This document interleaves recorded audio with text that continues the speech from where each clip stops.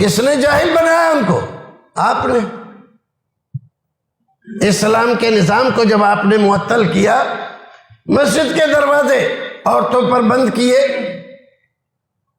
رسول اکرم صلی اللہ علیہ وسلم کے زمانے میں عورتیں آتی تھیں تو وہ محدثہ ہوتی تھیں، بڑے بڑے محدث، بڑے بڑے عالم آتے تھے ان سے حدیث رسول سننے کے لیے۔ لوگ الزام لگاتے ہیں حضرت عمر فاروق نے اپنے زمانے میں بند کر دیا تھا، حالانکہ ہمیں تو حدیث میں یہ ملتا ہے کہ حضرت عمر فاروق اپنی بیوی کے بارے میں یہ چاہتے تھے کہ یہ مسجد نہ جائیں، گھر میں پڑھا کریں۔ ایک آدمی نے جا کر کہا ان کی بیوی سے، آپ کو معلوم ہے نا کہ حضرت عمر فاروق آپ کا مسجد میں جانا پسند نہیں کرتے؟ کہا معلوم ہے۔ پھر کیوں جاتی ہے مسجد میں؟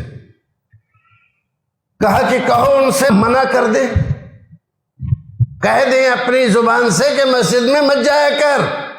نہیں جائیں گے، جب تک منع نہیں کریں گے ہم تو جاتے رہیں گے۔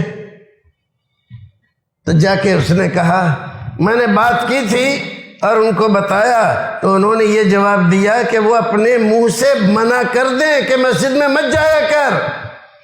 عمر فاروق نے کہا میں کیسے منع کر سکتا ہوں؟ میں نے تو خود سنا ہے اللہ کے رسول سے، لا تمنعوا اماء اللہ مساجد اللہ، اللہ کی بندیوں کو مسجد جانے سے نہ روکو۔ جب میں نے خود سنا ہے تو میں رسول کی مخالفت کر سکتا ہوں کیا؟